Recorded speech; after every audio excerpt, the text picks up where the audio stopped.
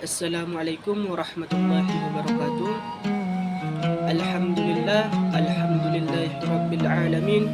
Wassalatu wassalamu ala asrafil anbiya'i wal mursalin wa ala alihi wa sahbihi wa sallim ajma'in.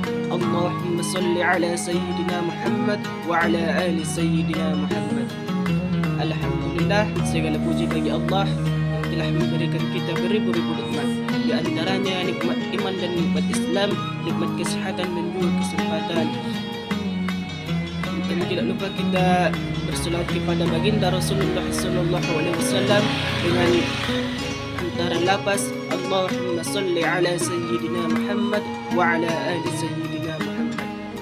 Perkenalkan, nama saya Arya Saleh Hasibuan, mahasiswa dari Universitas Islam Negeri Imam Bonjol Padang, Prodi Pendidikan Agama Islam, Fakultas Tarbiyah dan Keguruan.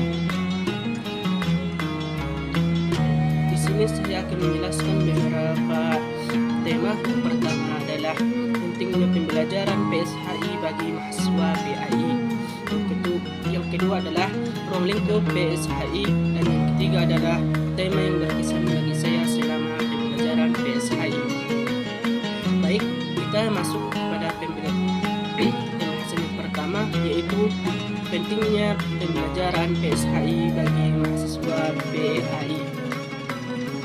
PSHI merupakan singkatan pengantar studi hukum Islam, yaitu mata kuliah dasar yang membekali mahasiswa untuk memahami kerangka figur hukum Islam secara sistematis. Bagi mahasiswa PAI, PSHI bukan hanya sekedar mata kuliah pengantar untuk memenuhi beban SKS, melainkan fondasi intelektual dalam memahami ajaran Islam secara bertanggung jawab. Melalui PSHI, mahasiswa tidak hanya diperkenalkan pada hasil hukum seperti halal dan haram, tetapi juga memahami proses lahirnya hukum Islam, mulai dari sumber, metode penalaran, hingga konteks sosial yang melatar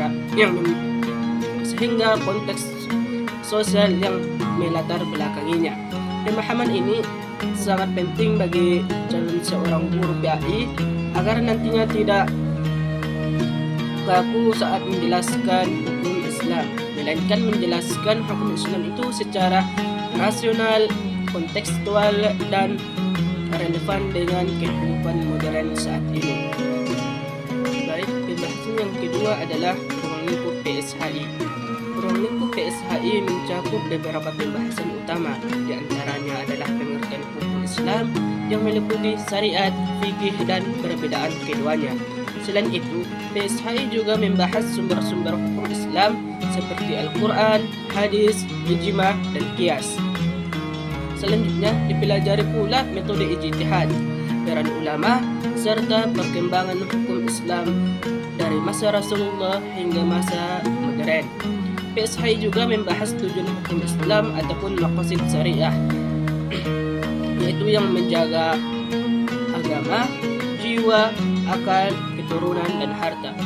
Seluruh ruang lingkup ini membantu mahasiswa memahami hukum Islam secara menyeluruh dan tidak parsial. Baik, pembahasan yang ketiga adalah materi yang berkesan bagi saya selama pembelajaran PSHI. Adapun materi yang berkesan bagi saya selama pembelajaran PSHI ialah sejarah perkembangan hukum Islam.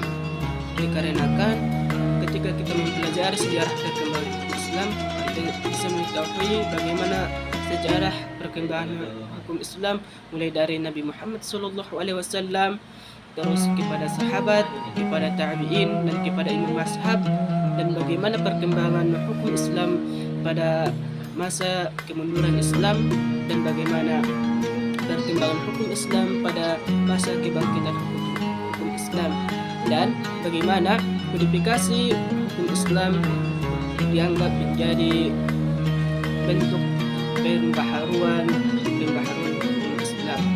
Sekian yang dapat saya sampaikan.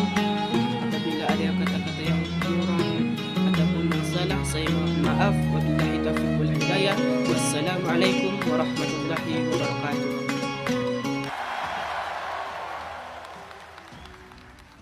Hidup Jokowi!